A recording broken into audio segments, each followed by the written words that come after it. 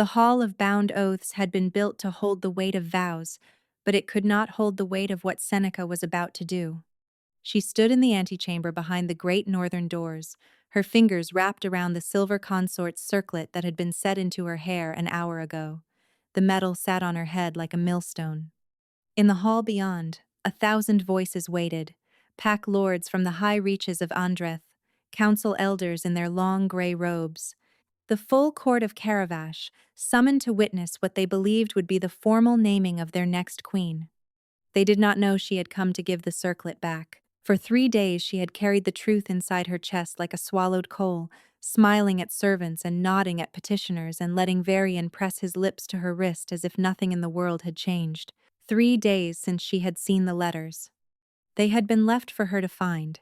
She understood that now. Tucked into a desk drawer in the king's private study, the one Varian had given her a key to himself, the one no one else was supposed to enter. Letters in his own hand, sealed with his own ring, written to Malus Halvest in a tone Seneca had not believed him capable of. My patience grows thin. The girl is useful only as long as the council believes the soul binding is real. The day after the reckoning, you will take your rightful place beside me. Until then, she must be made to feel chosen. She had read them 4 times. She had pressed her own hand to the parchment and tried to summon the ashen sight her grandmother had taught her, the gift of reading what living hands had left behind on dead objects. The sight had refused her. It did sometimes, when a thing was too painful to know. So she had gone to the only conclusion that fit, that the king who had put a blood mark on the inside of her wrist 6 months ago had been performing a careful play, that the soul binding she had felt thrumming between them every night was a script she had been recruited into without knowing, that she was a piece on a board. Her hand moved, unbidden, to her lower belly. Beneath the embroidered silk of her ceremonial dress, a different secret pressed itself against her palm. 2 months along, the court physician did not know. Varian did not know. No one knew except Seneca and the woman in Briarwen Hollow who had taught her how to count the moons. She had planned to tell him after the reckoning. Now she would not tell him at all. My lady? The herald's voice, soft through the door. The hall is ready. Seneca closed her eyes. Be hollow, she told herself. Be the empty bowl. Let the words pass through. She lifted the circlet from her head with both hands. The doors opened. The hall was a long blade of golden light and held breath. Pillars of black marble climbed toward a vaulted ceiling painted with the constellations of the old wolf faith. At the far end, on the raised dais of beaten silver and oak, Varian Costa stood waiting. The Alpha King of Andreth, the man she had loved with the whole stubborn weight of her body for 1 full turning of the year. He was magnificent. Black ceremonial cloak over a tunic the color of river ice, dark hair drawn back from a face that had been carved by some careless god in an unrepeatable hour. His eyes were the deep amber of pine resin held to a flame, and tonight they were fixed on her with the precise public warmth he had perfected. She had seen that look before. She understood now what it cost him to make it. The walk down the long center aisle took an eternity. Around her, the assembled court murmured at the sight of a queen-to-be holding her own circlet in her hands instead of wearing it. Seneca reached the foot of the dais. She did not climb the 7 steps. She turned, instead, to face the hall. 1,000 faces. The witnessing faces of a kingdom. My lords and ladies of Andreth, she said, and her voice did not shake, which surprised her. My elders. My king. She did not look at him when she said the last word. You were summoned here tonight to witness a reckoning, a soul binding made public, and a consort made queen. She lifted the silver circlet so the entire hall could see it. I have come to tell you that there will be no reckoning, the murmur died. I, Seneca of Briarwen Hollow, freely born and freely chosen, set down the claim that was offered to me. I renounce the consort's circlet. I renounce the blood mark made between myself and Varian, Alpha King of Andreth. I release him from any vow he believed himself to have made, and I release myself from any vow I believed I had received. Behind her, on the dais, she heard him draw breath to speak. She did not let him. I do this freely, she said, louder. I do this without coercion. I do this in the full sight of the gods who are said to watch the bound and the unbound alike. Let the witness be made, and let the bond be unmade. I am no longer the king's intended. I am no longer the king's anything. She set the circlet down on the lowest step of the dais. Her hand did not tremble. Then she turned, and for the first time since entering the hall, she looked at Varian. His face had gone the color of new ash. His mouth was open, but no sound came from it. His amber eyes were wide in a way she had never seen, as if some old certainty in him had been struck from underneath. He was reaching one hand toward her, just one, half extended, frozen. She had loved that hand. Seneca, he said, just her name. A whisper that reached her despite the size of the hall. Seneca, what have you done? For a moment, looking up at his stricken face, she almost faltered. Some animal part of her wanted to climb the 7 steps and press her forehead to his chest and weep. Some animal part of her had not yet finished believing the letters. She looked away. What was already done, she said quietly. Live well, my king. She walked back down the aisle alone. The court parted for her as if she were a sickness they were afraid to touch. At the great northern doors, 2 house guards stepped aside without orders. From the threshold, she heard a single broken sound that might have been her name a second time. She kept walking. The cold of the outer corridor hit her like a slap of clean water. Her servants were waiting where she had told them to wait, 2 girls with 2 satchels and a single dark cloak. They did not ask. She had told them not to ask. She let them pull the cloak around her shoulders, hood up, the silver of her hair tucked away. To the river gate, she said. Now, they moved. Behind her, somewhere deep in the palace, a sound began. Not a shout, not a horn, a low, rising note, gathering in the throat of something very large, building toward a howl that had not yet been let out. She did not let herself hear it. Through the river gate, through the sleet of an early spring night, into a waiting cart driven by a man she had paid in advance, Seneca of Briarwen Hollow vanished from the city of Caravash. She did not look up at the high tower where, had she lifted her eyes, she would have seen a single figure standing pressed against the leaded glass, both hands flat against it, watching her go. She did not see him slide down the glass to his knees. She did not hear the howl when it finally broke loose, a sound so raw that the wolves in the kennels below the tower threw back their heads and answered it, and the wolves in the city beyond threw back their heads, and the wolves in the forests beyond the city, until the whole of Andreth was singing one shared note of grief into a sky that did not know why. By the time the cart cleared the outer wall, the howling had spread to the hills. Seneca put her hand over her belly and closed her eyes. She had done what had to be done. She told herself this for the next 40 miles. 5 months passed before the kingdom found her. Hollowgate was the kind of village the maps did not bother with. 22 houses huddled around a stone bridge, a mill pond that froze hard in winter, a chapel with a leaning bell tower, and the wide green silence of the grey moor on every side. The villagers had asked her name when she arrived, and she had told them she was Wenna, a midwife's daughter from somewhere east, a young widow seeking work. They had not pressed her. The Greymoor folk were not a pressing people.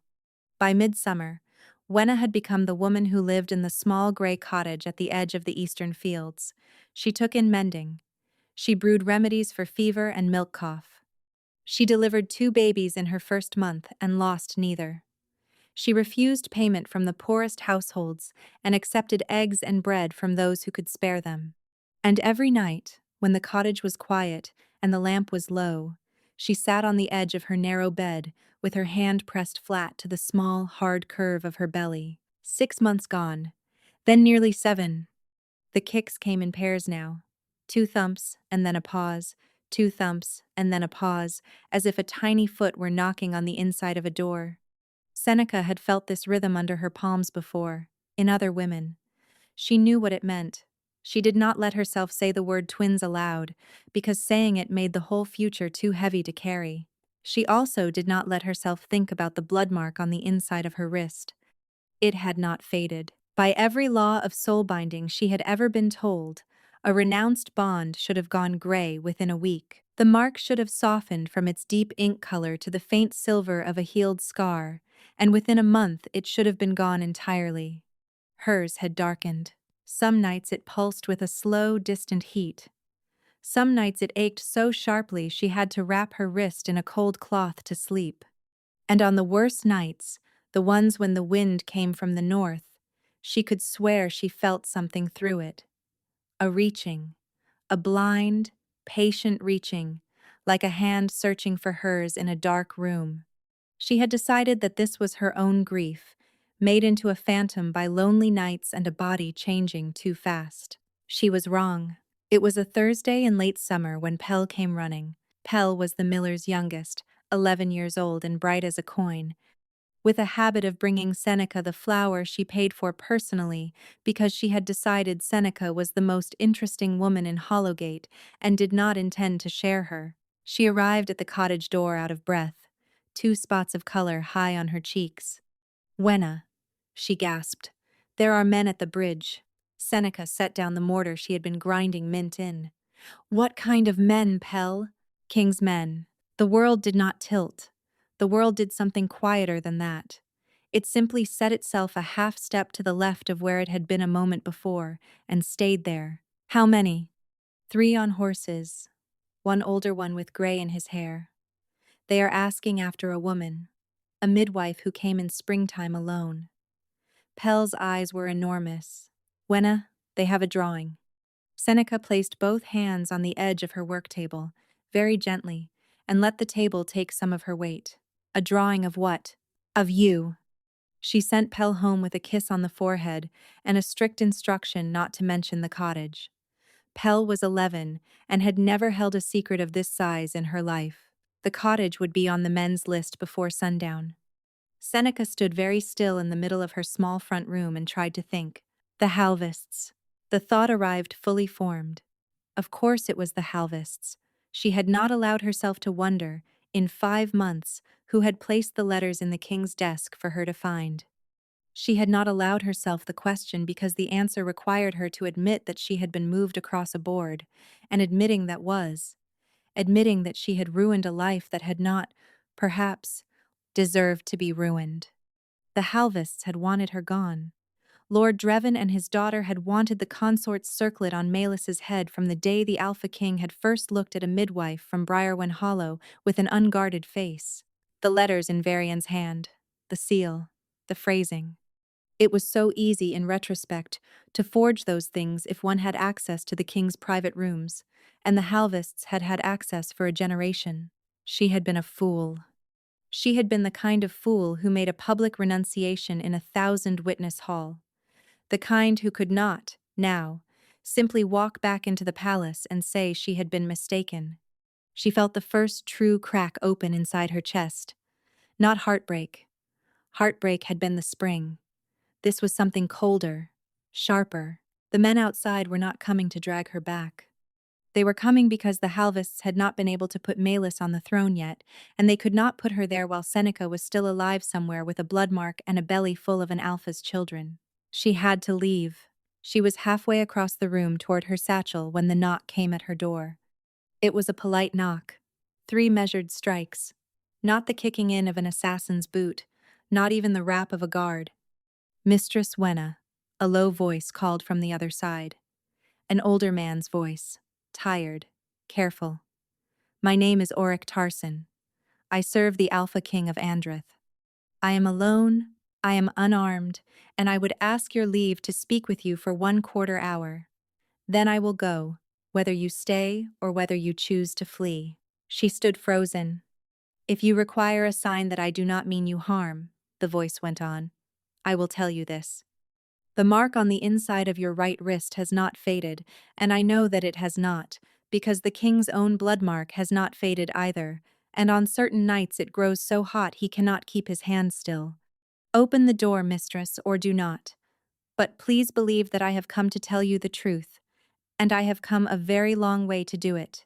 For a long moment, Seneca could not feel her hands. Then she crossed the room, lifted the iron latch, and opened the door. The man on her threshold was perhaps 60, broad in the shoulders, his short beard the color of old iron. His dark green coat was travel-stained. His gray eyes were red-rimmed in a way that looked less like exhaustion and more like the aftermath of weeping. The two she could see were left at the bridge, on her honor, on his. He did not look like a man who had come to harm her. He looked like a man who had come to deliver news he was not sure she would survive hearing. "May I come in?" he said. She stepped back. Oric Tarson entered her cottage as if he were entering a chapel. He removed his gloves. He set his hat on the edge of her table. He did not sit until she gestured to the chair across from her own. When he finally spoke, his voice was so quiet she had to lean forward to hear him. "My lady." The letters were forged. Seneca did not move. The kitchen did not move. Even the kettle on the hob seemed to have stopped breathing. "Forged. By Lord Dreven Halvest, in the king's hand. He has had the gift since his youth. He used it twice in his service before he turned it on his sovereign." Oric's gray eyes did not leave her face. "I have proof. I will show it to you in any form you wish. The letters you read in the king's desk 3 days before the reckoning were planted there by Malus Halvest, who had access to her father's seal. The king has never written a letter to that woman in his life." She put one hand against her own throat. "He let me go. He stood on the dais and let me set the circlet down and walk out, and he did not stop me." Oric's mouth tightened. "He could not stop you, my lady. He had been struck dumb by your words.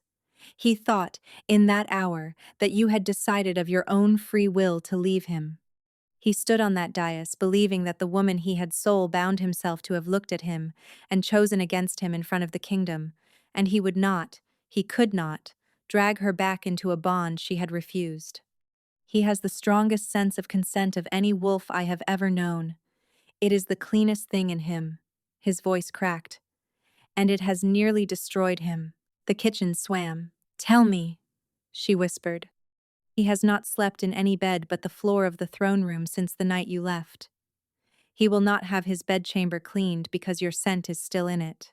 The council is fracturing around him because they cannot understand a king who has gone soft and gone savage in the same season. The Halvests have already petitioned for an inquiry into his fitness to rule." Oric leaned forward. "Lord Dreven moved the petition 3 weeks ago. Lady Malus has been seen on his arm in the lesser court. They are not subtle.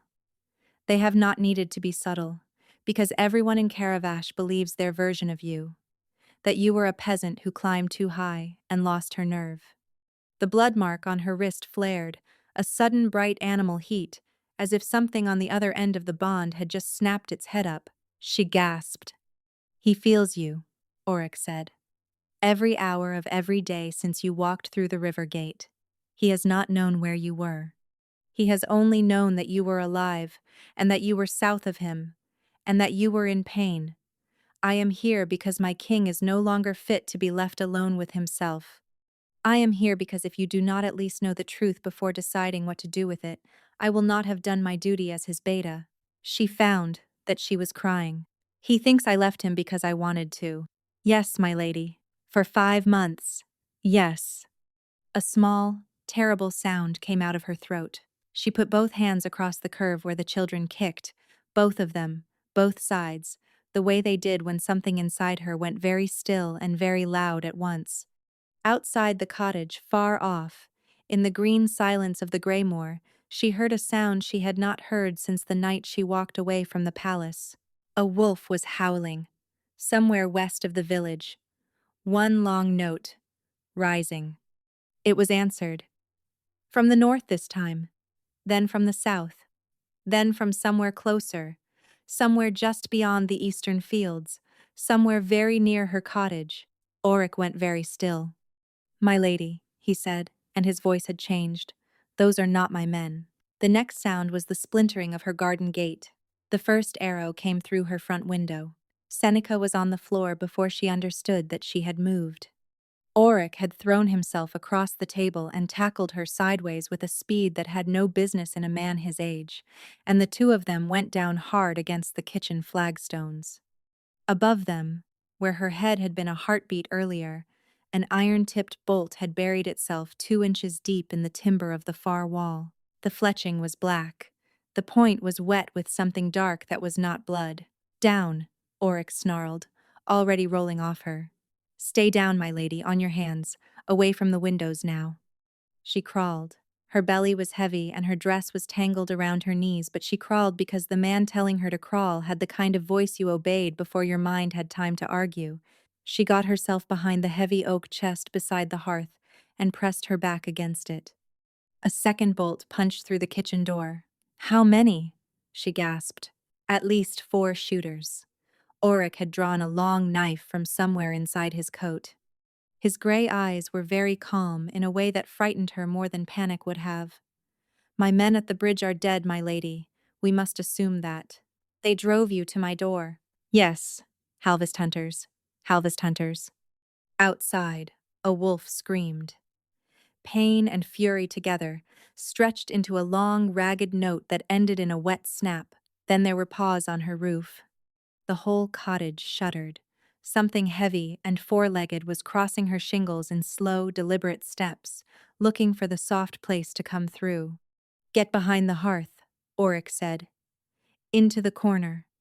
There is a line of iron in the chimney stones that may slow them. You cannot fight 4 wolves alone. I do not need to win. I need to give you time." "Time for what?" "For him." She stared at him. "He is coming. He has been coming since the moment you cried. And he was not far when he started.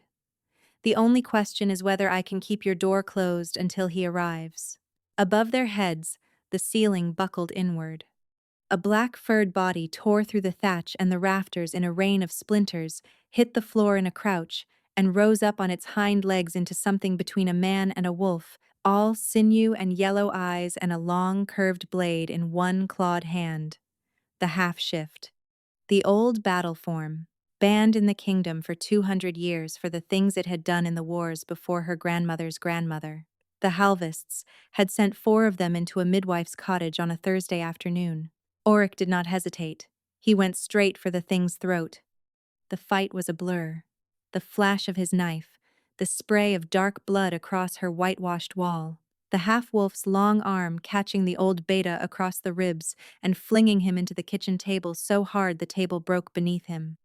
Oryx came up again, slower, one arm hanging wrong, his face streaked with red. He planted himself between her corner and the half-wolf and raised his knife a second time. The half-wolf laughed. A wet clicking sound. It came forward. She felt the second one slipping in through the splintered front door, and the third dropping through the same hole in the roof, and somewhere very far away the fourth circling the back of the cottage. Oryx was about to die in front of her. She would die after him.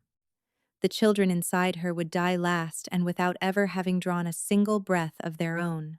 Something in her chest broke open. It was not fear. It was not even rage. Although rage was in it, it was older than either. It was the thing her grandmother had told her about on a kitchen floor in Briarwen Hollow when she was 9 years old, and had held a dead bird in her hands and seen, suddenly, how the bird had loved the wind. The sight, but not the small sight she had used since girlhood. Something larger. Something that had been growing in her along with the children, fed by a soul binding the world had told her was broken, and it rose now because its mother was about to be murdered, and it had decided, all on its own, that this would not happen. She put her hand flat against the floor and let it out. It went into the stones first. The cottage stones remembered everything. The woman who had laid them 60 years ago, her son who had patched them, the seasons of cooking and bleeding and birthing they had hosted.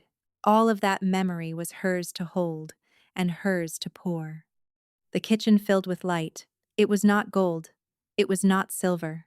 It was the soft, particular gray of memory itself, and it rose out of every stone in the cottage at once, and where it touched the half-wolves they screamed. They had not expected memory. They were creatures of the present moment, of the simple animal wanting. They had no defenses against the weight of what a small gray cottage had remembered for 60 years. The first half-wolf staggered. The second clutched at its own face. The third dropped its blade and tried to run for the door, and the door was full of gray light too, and the door did not let it pass. Auric, on his knees, was staring at her with his mouth open. "Get up," Seneca said. Her voice was not entirely her own. It had layers in it now, harmonics, like a chord struck on a deep instrument. "Auric Tarson, get up. We are leaving." He got up. She walked across the kitchen with her hand out, and the half-wolves cringed back from her fingertips, and she did not stop until she had reached him and put her shoulder under his good arm. Together they crossed the ruin of her front room toward the broken door. The gray light moved with her. Where it touched the shafts of the black-fletched arrows still embedded in her walls, the shafts crumbled to dust. She stepped over the threshold of her cottage for the last time. The garden was full of wolves. Not halvest hunters, not half-shifts. Real wolves. 20, perhaps 30, in a loose circle around the cottage, their eyes pale and fixed and patient. They were waiting. And as Seneca stepped into the late afternoon light with the old beta leaning against her shoulder and the gray memory light still trailing from her like smoke, the circle parted. In the gap, on the trampled grass of her herb beds, a single wolf stood. It was the size of a draft horse. Its fur was the matte black of a night with no moon. Its shoulders were so heavy with muscle they made the line of its back look like a ridge. And its eyes, fixed on her across 20 yards of ruined garden, were the deep amber of pine resin held to a flame. Seneca stopped breathing. The black wolf took one step toward her, then another.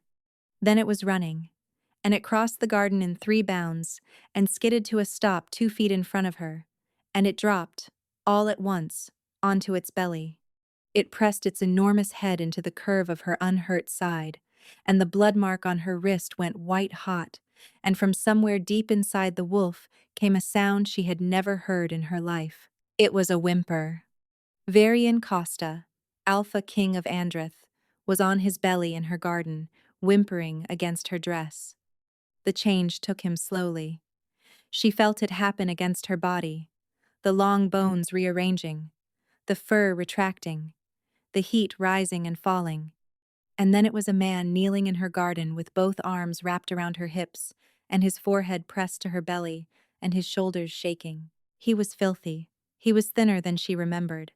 There was a streak of gray at his right temple that had not been there 5 months ago. He did not speak. He just held on. Seneca looked down at the dark head pressed to the swell of her belly, and at the blood mark still pulsing white in the late summer light, and at the old beta beside her with tears running unhidden down his face. Her hand moved, slowly, against her own will, and came to rest on the back of Varian's head. His shoulders shook harder. "You came," she said. Her voice was very small. "I would have come if it had taken 100 years, he said into her dress. "I would have come if you had told me to stop." She closed her eyes. The sun was beginning to go down over the gray moor. Somewhere, far off, more wolves were howling, and these ones were not in pain. These ones were calling to each other across a kingdom, the way wolves did when something lost had been found. Seneca kept her hand on the back of his head, and she did not yet know what she would do.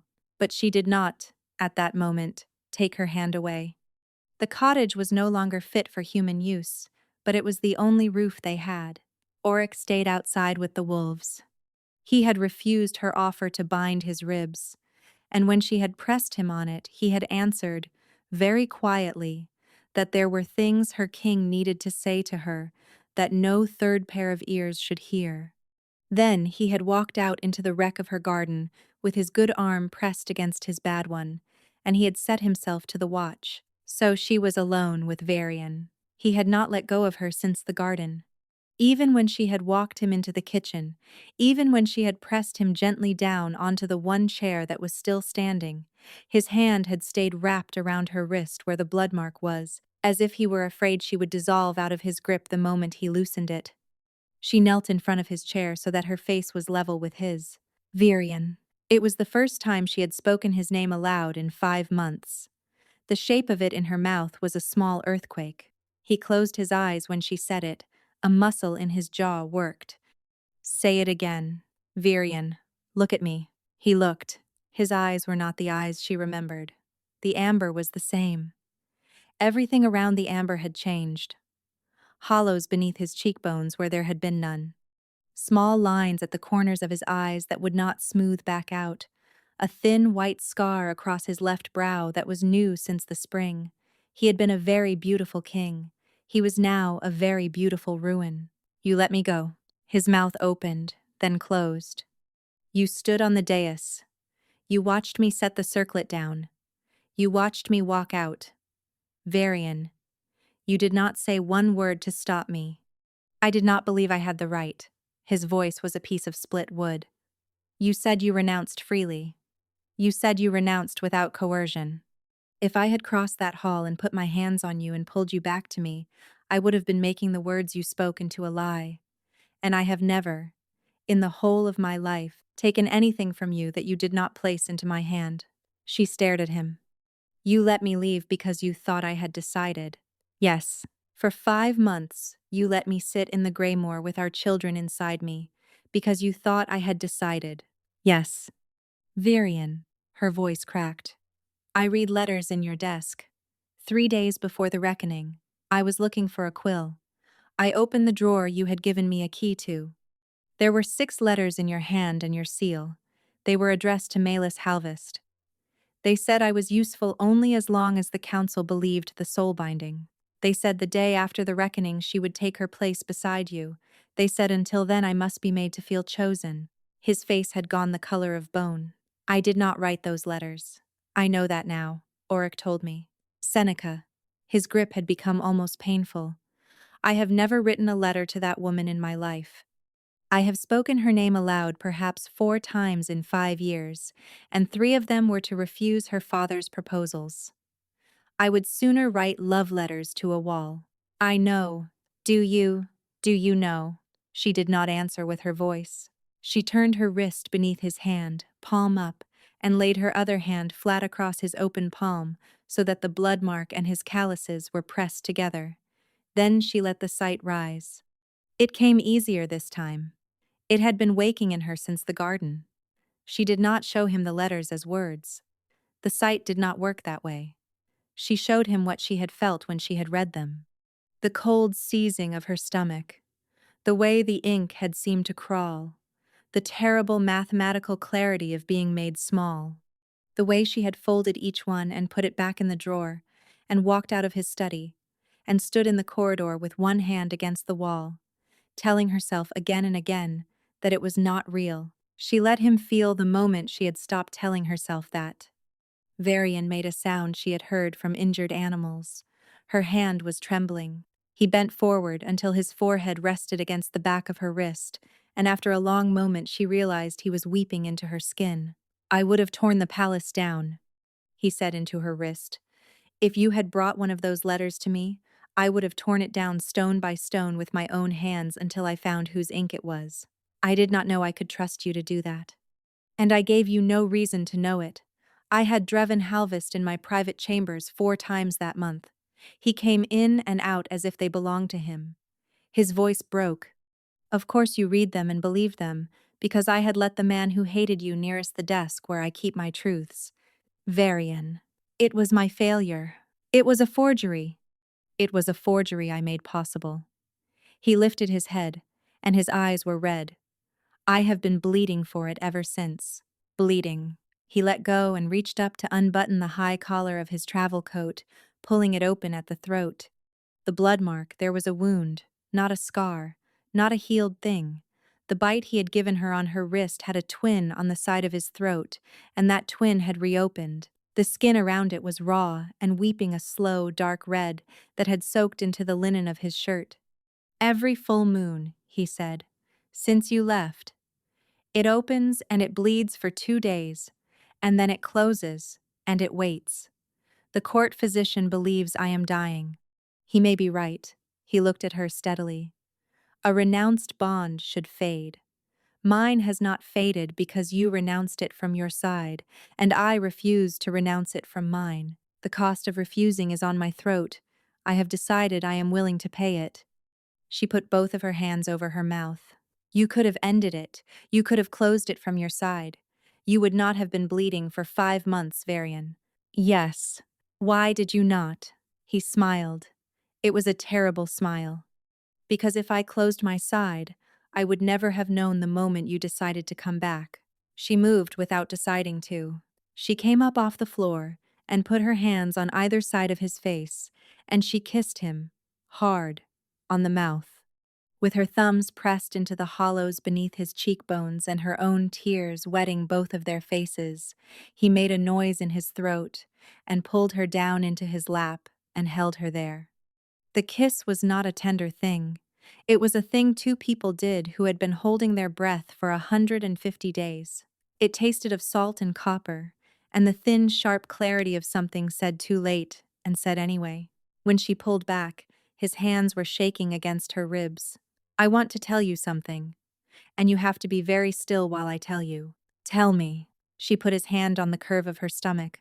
He went perfectly still. The child on the right kicked first, then the child on the left. Varian did not move a single muscle for the space of 7 long breaths. His amber eyes had gone enormous. His hand against her was so careful it might have been resting on a soap bubble. Seneca, he said, in a voice that was not quite working. 2 of them. 2. Yes. They are. He stopped. He swallowed. They are mine. They are yours. They were yours when you left. They were. You were going to. I was going to tell you the night of the reckoning. He bent his face down against her hair, and she felt the long shudder go through him from his shoulders to his hands, and she held him against her belly while their children kicked at the warm weight of his palm. The cottage door opened. Auric did not come in. He stood in the doorway with his good hand on the jamb, and he did not look at the two of them tangled in the broken chair, and he spoke as if he were addressing no one in particular. My king, a rider has come up the south road. He carries a sealed letter from Caravash. Lady Halvest has called a tribunal of fitness. The council convenes in 3 days. If you are not in the city by sunset of the 3rd day, the regency passes to her father by default. Your kingdom will belong to him by Friday. Varian's hand on her belly did not move. My lady asked me to bleed for her for 5 months. He said quietly to the ceiling. I will not let her bleed alone for 3 more days. He looked down at her. Will you ride with me? To the city you renounced me in. She thought about her cottage, about Pell, about a man bleeding once a month from a wound he had refused to close. I will ride, she said. The wagon was a poor thing. Auric had bargained for it from a tinker in the next village, and the tinker had not asked questions because he had been paid in the kind of silver that makes questions inconvenient. It had a canvas roof patched in 3 places, 2 stubborn mules, and a bed of straw that smelled faintly of last summer's hay. Seneca sat in the back on a folded blanket with her knees drawn up. Varian rode beside the wagon for the first hour, then gave his horse to one of his outriders and shifted into the Black Wolf and ran alongside instead. There were 8 wolves in the escort. 4 ahead, 4 behind, and Auric on the box beside the driver with his bandaged ribs and his old sword across his knees. Twice on the first night they had to stop. The second time was because Varian had shifted back to a man on the bank of a stream, dripping from the change, and walked to the wagon and climbed in without asking. And Auric had ordered the driver to halt and had taken himself for a long, deliberate walk down the road with his hand on his sword and his eyes very firmly on the moon. In the back of the wagon, Varian wrapped a blanket around his shoulders and sat across from her, knees drawn up, and watched her. Show me, she said quietly. He did not pretend not to know what she meant. He let the blanket fall from his throat. The wound had begun to bleed again. It must have been the running. The skin was wet and dark. A thin trickle had crept down his collarbone and dried there. She moved across the wagon bed, slowly, because the children were heavy in her now, and knelt in front of him in the straw. This is going to feel strange. Nothing about you has ever felt strange. She put her palm flat over the wound. The sight rose easily now. She let it sink down through her hand and into the broken edge of the bond, and held it there. Not pulling, not pushing, just being present with the wound, the way a midwife is present with a body that has forgotten how to do its work. The mark had been bleeding because it had been refused. She did not refuse it. She offered it the simple memory of itself, and after a long moment, the wound began, very slowly, to close.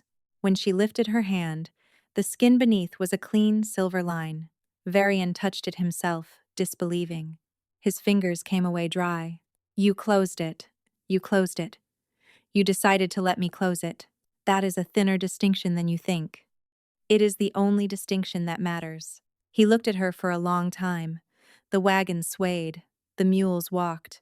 He reached out and put his hand, very gently, on her side where one of the children was kicking. Tell me about them. So she told him. About the first time she had felt them move, in a turnip cart on the road south, a flutter she had mistaken for hunger.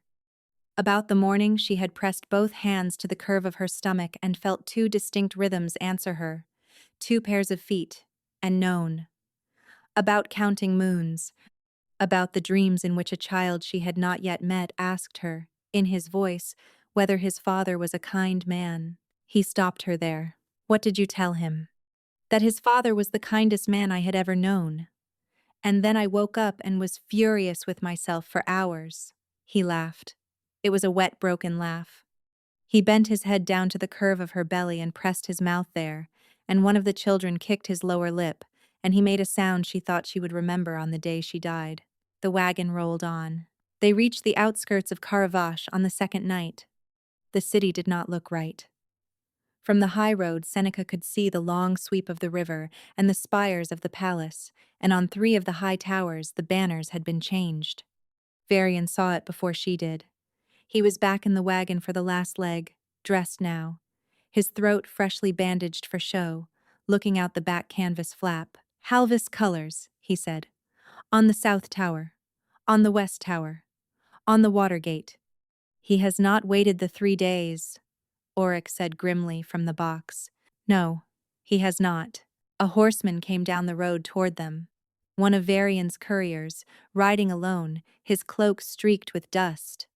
He drew up beside the wagon and bent low over his saddle, and what he said made Seneca's hand close around the side of the wagon hard enough to splinter the wood. My king, they have taken the old nurse. Varian's whole body went still. Brida? He said. Yes. 2 days ago. Charge of harboring a fugitive consort, willful obstruction of the council, and conspiracy to defraud the tribunal. Lord Dreven has called for her to be questioned at dawn. He has personally requested that the questioning be public. Seneca had known Brida well. The old woman had served as the keeper of the consort's quarters in Seneca's first month at the palace. She had brought her tea on her hardest nights, and on Seneca's last morning in Karavash, she had pressed a small cloth bundle of dried herbs into her hand and whispered for the sickness, "Child, the kind that comes in the morning." And she had said nothing else, and she had told no one. And she had not stopped not telling them for 5 months. For 5 months, an old woman had carried her pregnancy as her own private secret, and now she was going to die for it in a public square at dawn. Seneca could not feel her face. Varian, I know. I am going. I know. Not into hiding. Into the hall. I know. He turned to look at her. There was something in his eyes she had not seen before. Closer to recognition. As if a thing he had been carrying alone for a long time had just been lifted, very gently, from his shoulder by another pair of hands. You will go before the tribunal. Yes. You renounced the circlet in that hall. I did.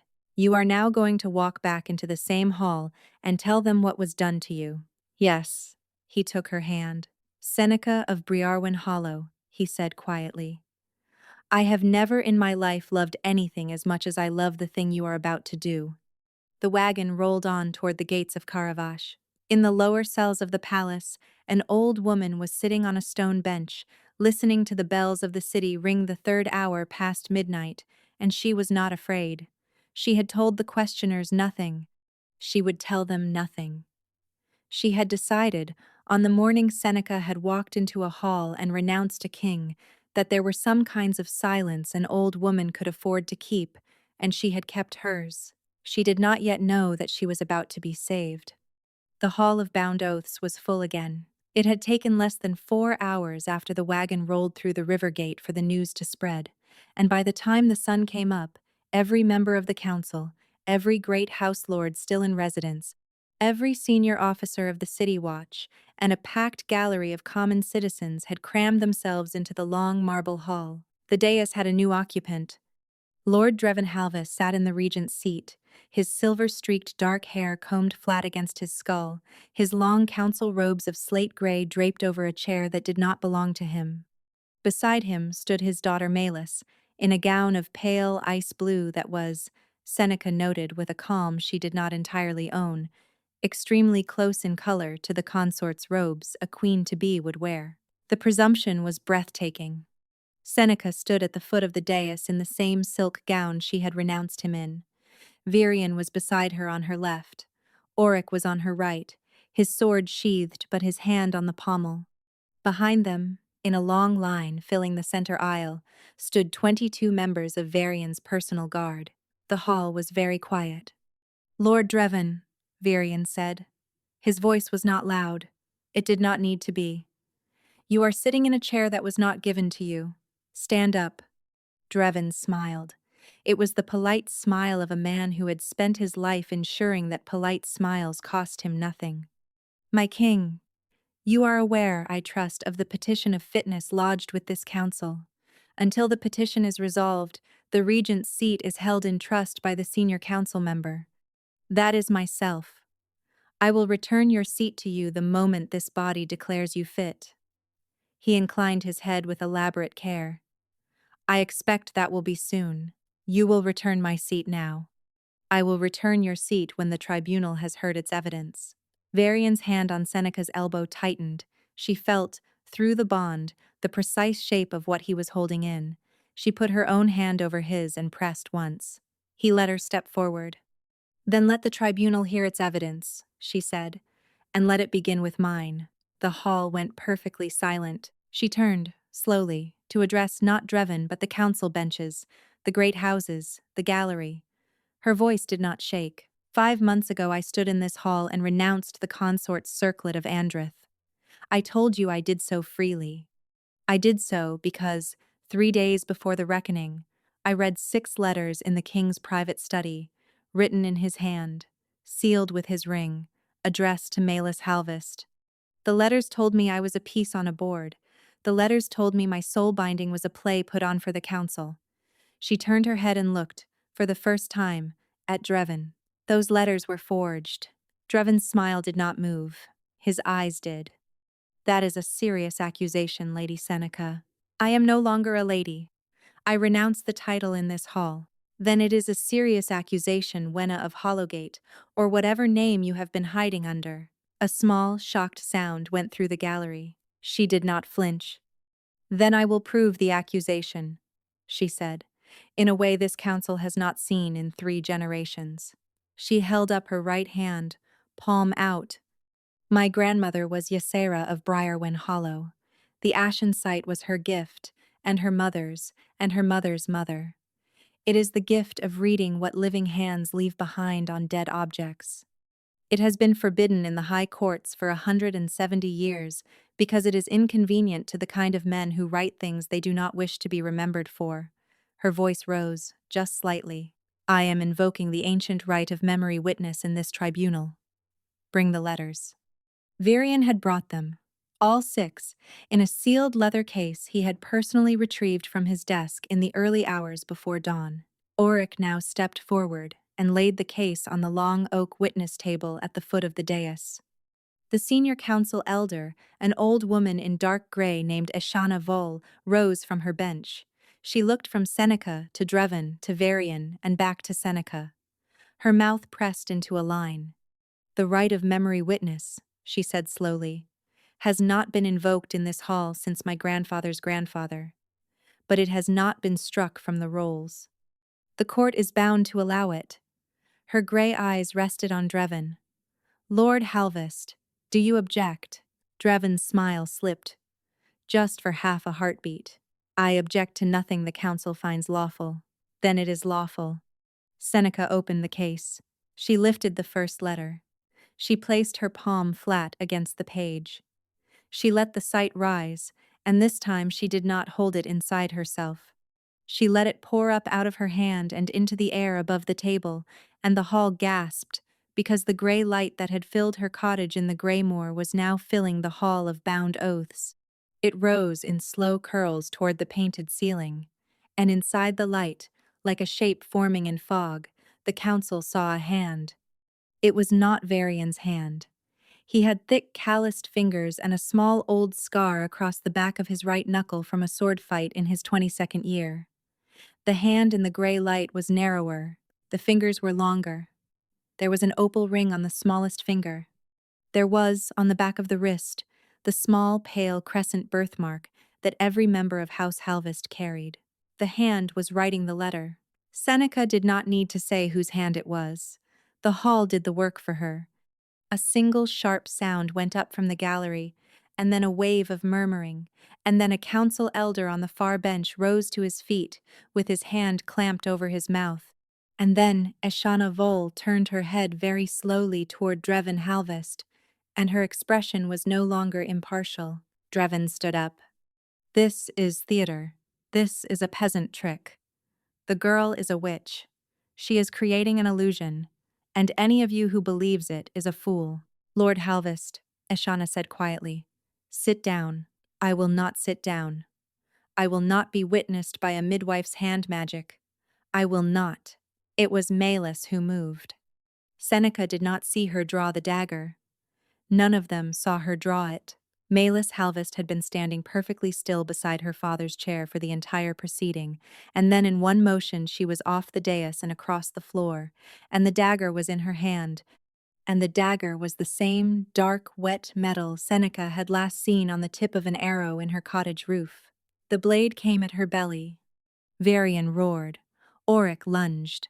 The guards at the back of the hall surged forward, but they were 30 feet away, and Malus was 4 feet away, and the dagger was already moving. She turned. It was not a thought. It was an old instinct. She turned her body so that the blade did not meet her belly. It met her side instead, low and just above her hip, and the metal went in with a thin, cold shock that did not, at first, hurt at all. Then it hurt. The world slowed. She saw Malus's face very clearly in the gray light, the mouth open in a scream of pure fury. She saw Varian's hand close around Malus's throat from behind. She saw the dagger leave her side, dragged out by Malus's falling weight, and the dark wet metal was now painted with her own blood. The poison was already in her. It went into her hip first, and then it began to climb. The hall was screaming. She fell to one knee. Her hand went, automatically, not to the wound but to the curve of her stomach, and the children inside her were not kicking. They had gone perfectly still, the way small creatures go still when something has come very close. Varian was there. He was on his knees in front of her. He had her face in both his hands. He was saying her name over and over, and his voice was a thing she had never heard him make before. And somewhere far away, Auric was shouting for the court physician, and somewhere even further away, Eshana Vole was ordering the guard to take Dreven Halvest into custody, and the gray light was still hanging in the air above the table, slowly beginning to fade. She looked up at Varian's terrified face. "Both of them," she whispered, "are still." Then the cold reached her heart, and the world tilted, and the hall of bound oaths went dark. The dark was not empty. She had expected, when the cold reached her heart, that there would be nothing on the other side, that she would simply stop. Instead, she found herself in a place that was not quite a place, gray, textured like remembered weather, full of small, bright things drifting around her like sparks rising off a banked fire. She lifted her hand to look at it. Her hand was a child's hand. She was 9 years old. She was standing on the kitchen floor of her grandmother's cottage in Briarwen Hollow with a dead sparrow in her palm, and her grandmother was kneeling in front of her saying, "What does it remember? My heart, what does it remember?" The memory faded. She was 20, riding into Caravache on the back of a midwife's cart, looking up at the spires of the palace for the first time. The memory faded. She was 22. Varian Costa sitting across from her in a small kitchen off the south wing, eating bread she had baked, laughing because she had said something stupid about the way his second cousin held a fork. And she was watching him laugh and understanding, with a calm horror, that her life had just rearranged itself around the sound. The memories were going by faster. She understood, dimly, that this was what dying was. The sight had risen to take her home, and the way it would take her home was through the door of every memory she had ever made. She did not want to go. She put both hands on her belly in the gray place that was not a place, and the swell was still there, and she could feel them, somehow, both of them, very still, very small. They were not gone. Not yet. Stay, she said to them. They answered in a small, soft pulse of light, one from her right side and one from her left, two little candles in the gray. And she pressed her palms against them and thought, with the whole of her ruined self, we are not finished yet. A new light came. It came from outside her, from the world she had thought she was leaving. It poured in through a crack in the gray, deep amber in color, shaped like a hand reaching. She knew the hand. She had loved that hand. She reached toward it, and the amber hand closed around her gray one, and somewhere very far away, in a hall of black marble pillars, Varian Costa was on his knees with his palms pressed against her wound, and he was opening every door in himself that was still capable of being opened. She felt the moment he made the offer. It was not words. It was a thing that happened in his chest, the breaking open of a held thing. He was pouring it into her. Not the blood mark, the thing beneath the blood mark. He was emptying himself into the wound at her hip and into the cold, black place in her chest where the poison had reached, the way a man pours water on a fire he cannot bear to watch burn. She tried to push him away. He was giving her too much. He was giving her the part he could not survive without. Varian, she said into the gray. Varian, stop. You will not have anything left. I would rather have nothing, his voice said back, than be the man who let you go a second time. The gray began to retreat. By inches. The cold pulled back from her heart first, then from her ribs, then from her stomach. The two small candles inside her flared brighter, and she understood, with a kind of late awe, that the children were taking what he was giving and using it and making more of it. Their gift was not hers. It was something newer, something his bond and her gift had made together, in the dark of her body, over 5 months of being told it would not survive, and it was alive now, and it was helping her live. The poison did not vanish. It thinned. It became something the body could carry. The gray pulled back from her hip last. She opened her eyes. The hall of bound oaths had become a tableau. Time had stopped while she was gone, or it had not stopped and she had simply been too far away to feel it move. Eshana Vol was halfway down the dais steps. Auric was halfway across the floor with his hand outstretched. The court physician was on one knee, with a satchel half unbuckled. Varian was bent over her with his face pressed into the side of her neck, and he was not breathing. She lifted one weak hand and pressed it against the back of his head. He went still in a different way. Then his shoulders began to shake. Varian, I am here. He made a noise. It was not a word.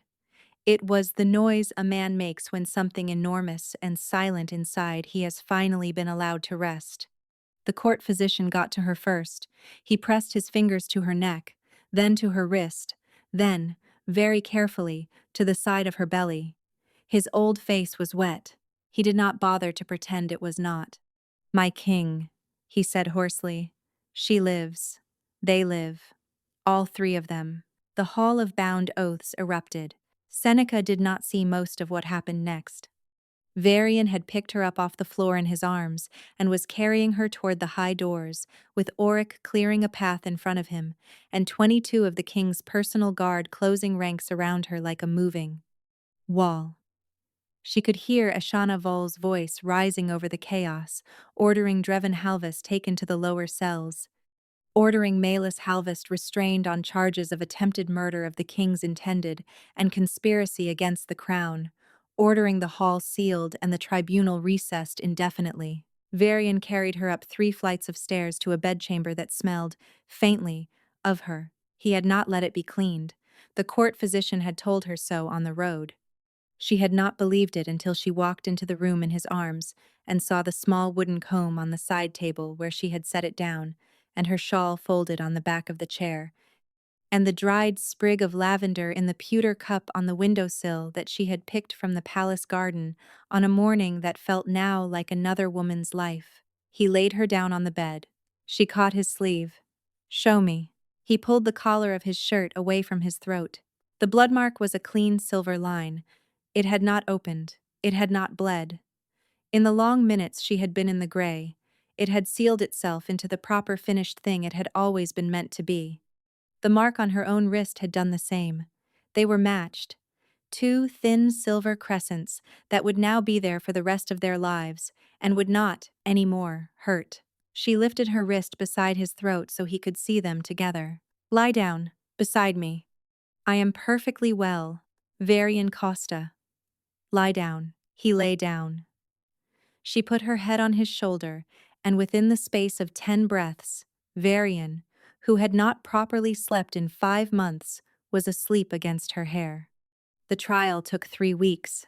Lord Dreven Halvest was tried before the full council on charges of high forgery, conspiracy against the crown, attempted regicide by political fraud, and the unlawful commissioning of half-shift assassins. Half-shift had been outlawed in Andraith for 2 centuries. Seneca herself testified, twice, calmly, with the leather case of letters in front of her, and her hand resting on it. She used the sight again, in court, on 3 more documents Dreven had thought destroyed, and read the writing hands of 2 of his lieutenants off them, and the lieutenants confessed within the hour. Dreven was executed on a gray morning at the eastern wall. Malus was not executed. Seneca had asked, quietly, that her life be spared. Not out of mercy. She had told Varian one night in the candlelight of his rooms. Out of something harder. Malus had wanted to be queen. The cleanest punishment was to let her live the rest of her life as the woman who had not become queen, in a small holding in the far western marshes, with her name struck from the rolls of her house. Brida was brought up from the lower cells the same day Seneca came back to the palace.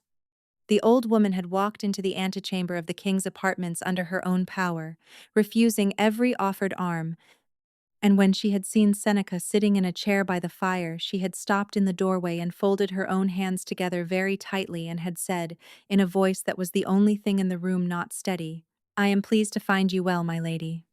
Seneca had crossed the room and put her arms around her. Brida had not cried in front of the questioners. She did not cry now. She did, however, hold on for a long time. The kingdom healed slowly.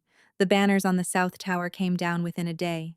The banners on the West Tower took a week. The banner on the Watergate was the last to come down because it had been replaced by a crew of common boys for sport and they did not want to give it up. And Varian had been amused enough by their stubbornness to let them keep it for 1 more week. Seneca did not return to the consort's apartments. She returned to the king's. The reckoning was scheduled for the first new moon of autumn. It was held, by her request, in the Hall of Bound Oaths.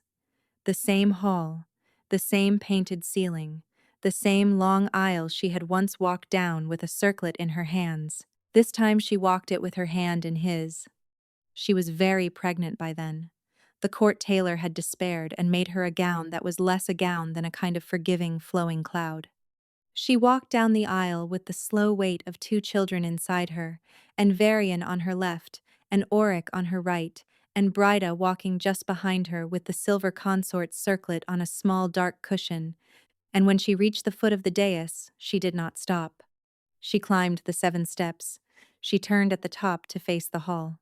"My lords and ladies of Andraith, my elders, my king," she looked at Varian when she said the last word. "5 months ago I stood at the bottom of these steps and set down a circlet that had been offered to me freely. I told you I had decided. I had not. I had been deceived.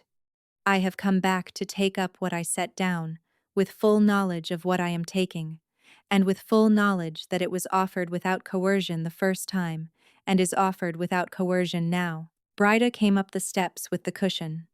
Seneca lifted the circlet with both hands. She set it on her own head. The Hall of Bound Oaths rose to its feet. The council elders rose first, then the great house lords, then the gallery, then the citizens at the back. There was no shouting. There was a long, deep gathered silence, the kind that was its own kind of noise, and through it, she looked down from the dais at the man she had loved and would now, finally, properly, marry. Varian climbed the 7 steps. He stopped 1 step below her, so that she was, for the first time in their lives, the taller of the two. My queen, my king. The twins were born on the 18th night of autumn. The boy came first. He had her grandmother's gray eyes, and he was quiet and watchful from his very first breath. The girl came second. She had her father's amber eyes and her mother's small, fierce mouth, and she came into the world with a noise of complaint that the midwife later described as frankly editorial. Varian held both of them at once, one in each arm, while Seneca watched him from the bed. They will have the sight, she said quietly. Both of them. I felt it in the gray place. Then they will be the first wolves in 300 years to inherit it. Yes. And our daughter will probably be the most difficult queen this kingdom has ever had. Almost certainly. He bent down and pressed his forehead to hers. Seneca of Briarwyn Hollow, he said. You walked into a hall full of strangers and renounced me to my face for what you believed was my own good. I have decided I am willing to spend the rest of my life trying to deserve you. Varian, that is all. I had a longer one and I forgot it. She laughed. It was the first true laugh that had come out of her body in nearly a year. He grinned down at her with both children sleeping in his arms, and outside the high windows, the autumn moon was coming up over Caravash, full and clean, and very white. On her wrist, the silver crescent caught the light. On his throat, the matching crescent caught it back. 2 small evidences that a thing had been broken, and put down, and picked up, and put back together by the hands of the people it belonged to. They would not bleed again. Outside the palace, an old hound lifted its head and howled, just once, into the autumn air. From the east wall, another wolf answered. Then from the south. Then from the high pines beyond the river. The kingdom of Andreth was singing its slow, nightly chord into the dark, and the chord was, for the first time in many seasons, in tune. In the king's bedchamber, the Queen of Andreth closed her eyes against the warm shoulder of the man she had loved through grief and forgery, and a public renunciation, and a wagon ride, and a poisoned dagger, and she slept. She had come home the long way. She had come home anyway.